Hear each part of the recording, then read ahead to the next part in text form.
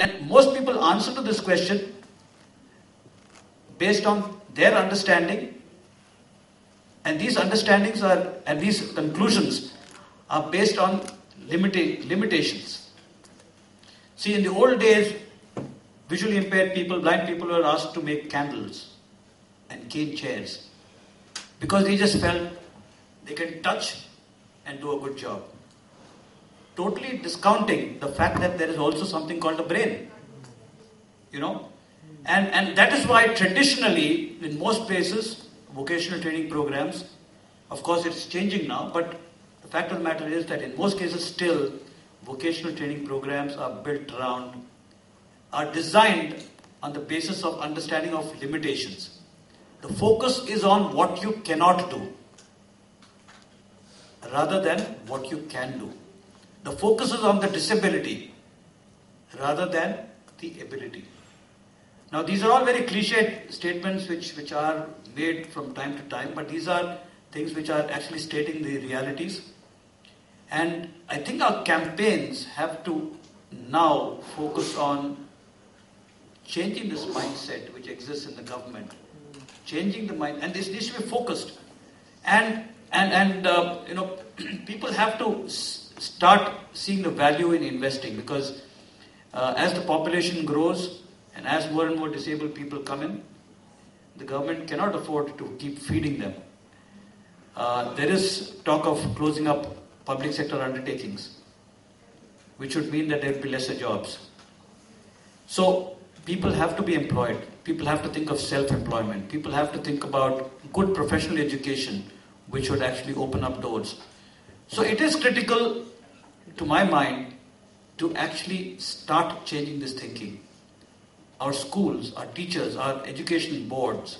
On the 25th of June or 26th of June, there's something called the CTET exam which took place, which is the Central Teachers Eligibility Test. Now, about 2 weeks before this test, we got calls on our help desk from many blind candidates saying that we do not know what are the provisions that the CBSE has made for us to write this exam. So we had a meeting with Mr. Vineet Joshi, who heads CBSE. He's an IAS officer. And surprise, surprise, he didn't realize the gravity of this thing that we were talking about. He was surprised that there are so many blind people actually writing the exam, and he hadn't thought about, or it was news to him that they needed these amanuenses, like extra time, like a writer. Okay. So he said, yes, we'll do something about it. Unfortunately, time is running out. It's very, very close. The exam is on the 25th of June, but in future we will do it, and we want you to work with us on developing the criteria and so on. But we said, there are hundreds of blind teachers. What does that mean? 10 minutes. 10 minutes more. Okay. I thought 10 minutes over. Okay, now, so we took the matter to court. Now the fact, again, let's not go into what we did. So nothing, and then, yes, then the judge, when we took the matter to court, the judge did not seem to understand the value of a ruling to stop the exam. Again, which means that the education department do not see great value in all of us. The judiciary felt that, there's not much value in all this. And therefore, where do we stand?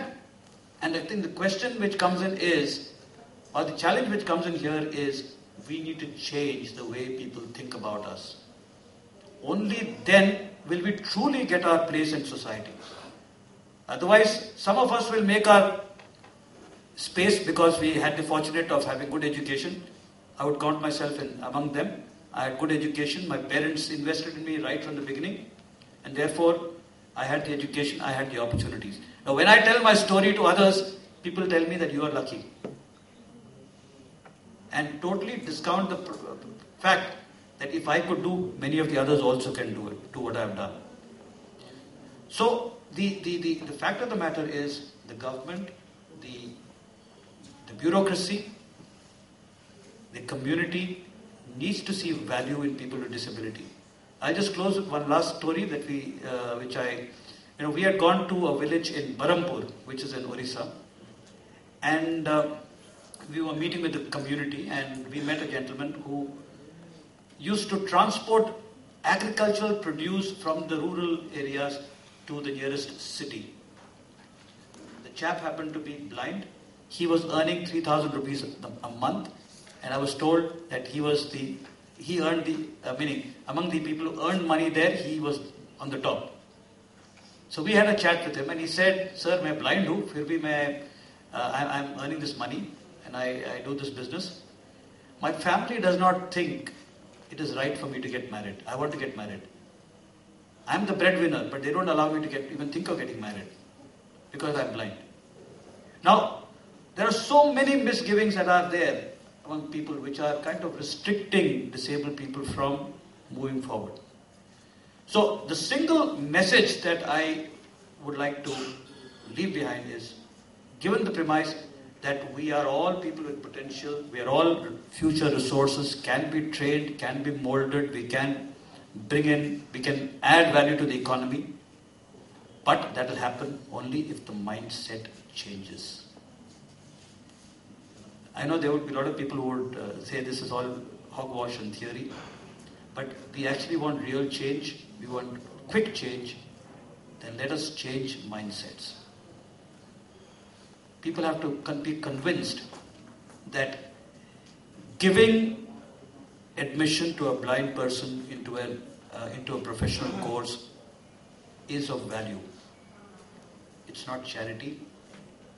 He will study, he will get qualified, he will become independent, he will contribute. Puneet Diwan is a visually impaired person. He's lost his eyesight. He was a software engineer, sat at home. His parents told him, "Beta, if you go out, it's a dangerous world, you will get hurt, you will get, so he stayed at home." So he contacted us, we kind of helped him get a home-based job.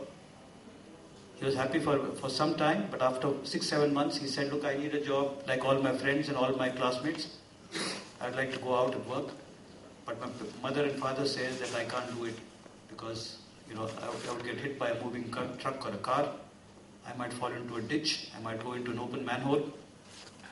It might happen because Bombay and Delhi, lot of open manholes. But he was very keen till he heard the story of a guy called, his name I forget, Raghavan. Hari Raghavan, yes. Who said that? Anil, okay.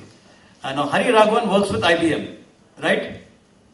And we had done an interview with him on a radio program. He heard that interview, he downloaded it and played it to his parents. And then he quickly called us and said, "Please speak to my parents." And we told the parents, "Look, this is it," and we explained the whole thing to him. And sure enough, within the next 2 months, Puneet Diwan got a job at TCS. And now, for the last 1.5 years, he's been working, living independently in Bangalore and working. All those mindsets which had stopped him has changed. His parents now are very positive, very excited about his son's future. And therefore, it's just the mindset at the micro level which is stopping. It's the mindset at the macro level which is blocking. So we have to change that if we don't want to have this discussion every year. We have to change this. If you would like more and more people from the corporate world and the government to visit exhibitions like TechShare, we don't want converted people to come here. We would like more and more people from the mainstream to come here, see the technology, so that these technologies can be deployed to build the economy by including people with disability. Thank you.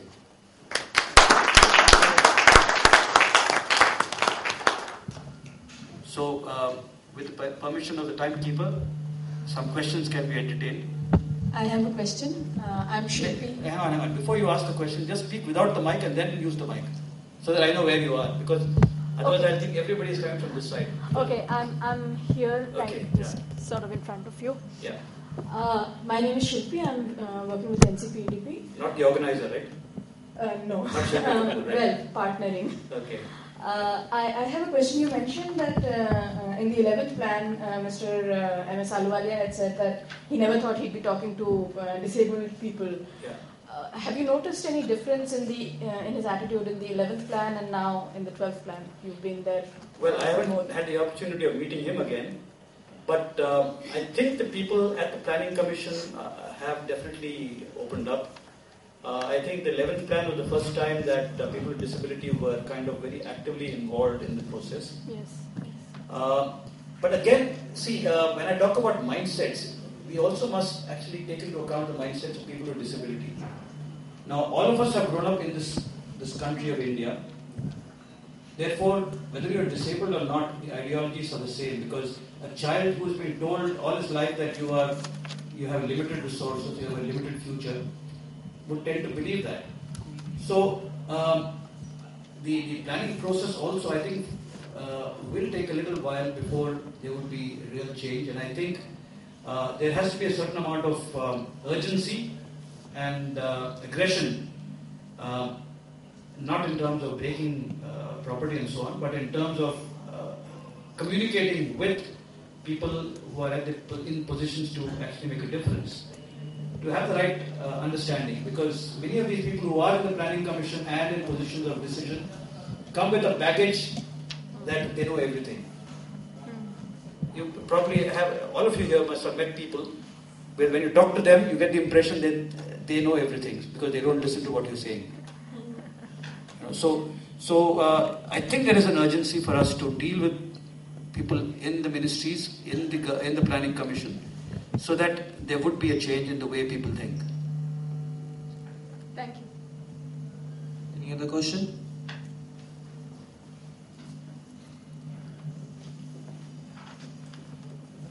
I would like to make a comment.